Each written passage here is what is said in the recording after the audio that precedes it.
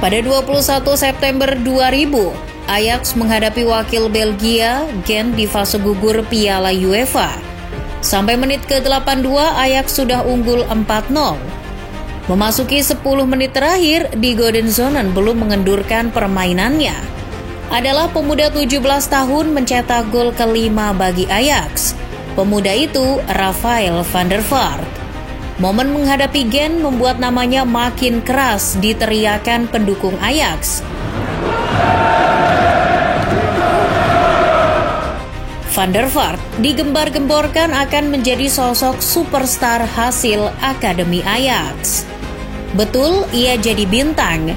Bintang yang hanya dibutuhkan untuk menerangi malam.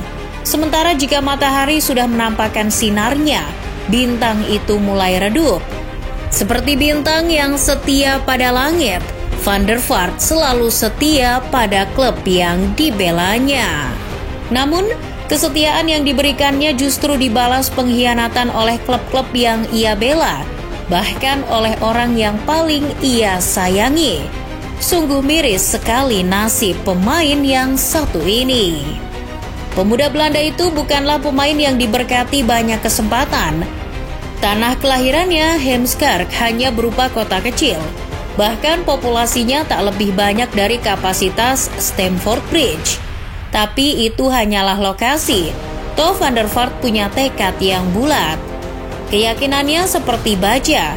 Ia terus berlatih, mengolah kekuatan kakinya, membuatnya jadi seorang pemain yang punya kreativitas yang luar biasa. Akademi Ajax akhirnya kepincut untuk menjadikannya salah satu pemain hebat. Di Godenzonen melihat pemuda kelahiran Heemskerk itu sebagai aset masa depan. Lebih-lebih gaya permainannya yang mengambang bebas serta gerak kaki yang berbudaya itu dianggap mirip dengan Johan Cruyff. Van der Vaart mengalami perkembangan signifikan selama masanya di akademi di Godenzonen. Van der Vaart tumbuh bersama pemuda-pemuda Ajax lainnya, seperti Wesley Sneijder dan John Heitinga. Selama di akademi, bakatnya makin bersemi. Kemampuannya dalam memanipulasi bola menonjol sejak remaja. Memasuki tahun 2000, Van der Vaart naik ke tim senior. Musim penuh pertamanya di tim senior terbilang legit dengan torehan 9 gol. Ledakan remaja itu pun tak terbendung di musim berikutnya. Musim 2001-2002, Ajax dibawanya juara Eredivisie. Tidak hanya itu, ia mengakhiri musim sebagai top skor klub dengan catatan 17 gol di segala kompetisi. Kiper apiknya juga diganjar penghargaan Talent of the Year Belanda musim itu. Walaupun sang gelandang menderita cedera serius dan melewatkan sebagian pertandingan Ajax. Ciri khas permainan Van der Vaart adalah kecepatan berpikir dan sentuhan pertama yang manis. Ia juga klinis dalam membaca arah bola, mengalirkannya ke depan dan tentu saja bisa menemukan ruang untuk mengambil kesempatan mencetak gol. Masalahnya, kiprahnya tidak seindah apa yang dibayangkan. Ia lagi-lagi harus mengakrapi cedera pada musim 2002-2003. Kendati tetap produktif dengan mengemas 22 gol dari 33 pertandingan, jumlah yang lebih dari cukup untuk mengantarkannya pada penghargaan Golden Boy saat usianya belum 21 tahun. Kemunculan Zlatan Ibrahimovic di Ajax mengancam situasi Van der Vaart. Bahkan situasi itu bikin hubungan keduanya renggang. Persaingan antara Ibra dan Van der Vaart meletus setelah pertandingan antara Swedia versus Belanda. Pemain Swedia itu dianggap mencelakai Van der Vaart. Lalu Ajax justru memilih melego Ibrahimovic ke Juventus. Van der Vaart bertahan di Ajax. Pada musim 2004-2005 ia jadi kapten. Akan tetapi perjalanan menyedihkannya tidak berhenti sampai di situ. Ajax mempromosikan Sneijder dan ia menunjukkan penampilan impresif. Posisinya mengancam Van der Vaart. Namun pria kelahiran Heemskerk itu tak merasa demikian. Ia bukan gelandang yang egois. Tidak masalah ia berbagi tempat dengan Sneijder. Sejak kemunculannya tahun 2003, Sneijder sudah menyita perhatian Ronald Koeman, pelatih Ajax kala itu. Koeman punya dua pemain dengan tipe dan gaya bermain mirip, Sneijder dan Van der Vaart. Pelatih yang suatu saat melatih Barcelona itu tidak bisa mengakomodasi keduanya. Ia menyukai Sneijder dan menepikan Van der Vaart. Pemain itu akhirnya tersingkir dari skuad Ajax. Kesetiaan Van der Vaart diruntuhkan oleh Ajax itu sendiri. Di Golden Zonen melepasnya demi memberi ruang pada Sneijder pada musim panas 2005. Hasrat Ajax untuk membuang Van der Vaart sejatinya tercium tim-tim elit Eropa.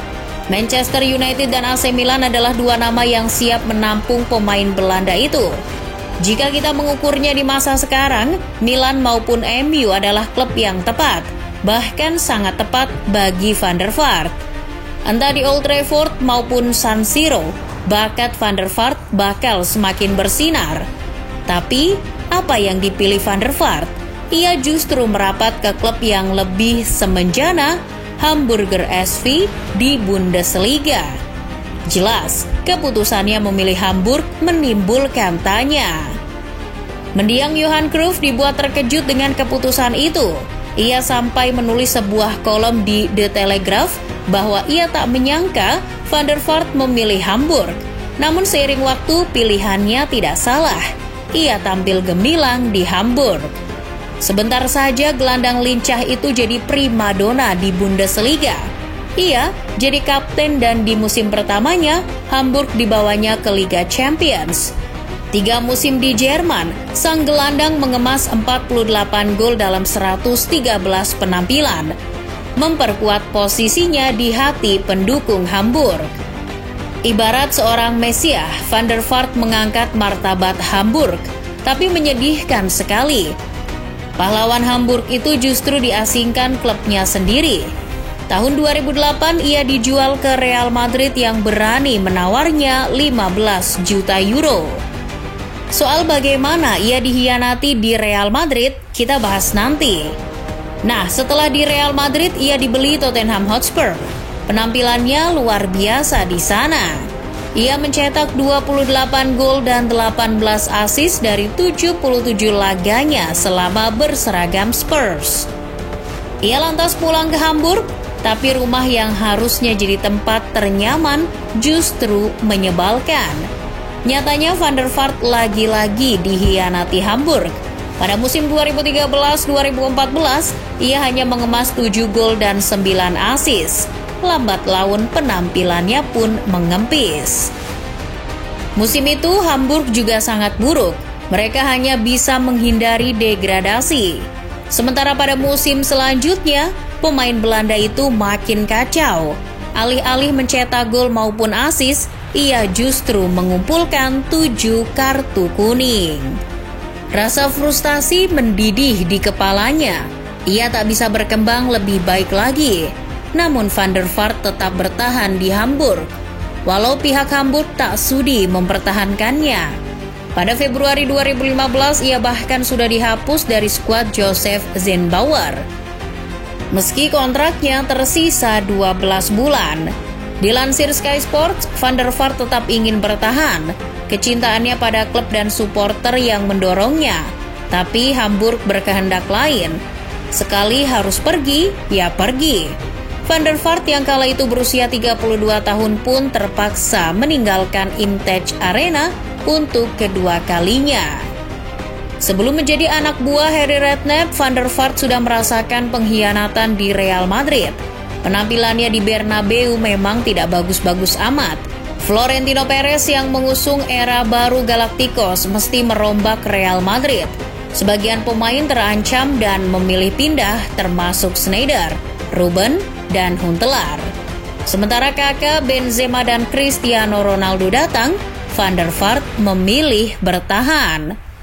Walaupun ia tahu persaingan akan semakin ketat, tapi ia memilih bertahan tiada lain justru demi sang istri, Sylvie Meis, yang dinikahinya pada 2006, menderita kanker payudara pada 2009 dan harus dirawat di Madrid. Van der Vaart pun rela jarang dimainkan Real Madrid. Tapi pengorbanan itu dibalas pengkhianatan dari sang istri. Sylvie selingkuh dengan seorang pilot tahun 2010. Kelakuan busuk sang istri dipergoki Van der Vaart melalui email yang ia baca sendiri. Konfliknya dengan sang istri kian meruncing. Tahun 2013, Van der Vaart memutuskan berpisah dengan Sylvie. Sebelumnya, tahun 2010 ia sudah dilepas oleh Real Madrid. Sempat membela beberapa klub seperti Real Betis hingga Michelin. Pada tahun 2018, ia memilih pensiun dan sempat beralih profesi jadi atlet dart.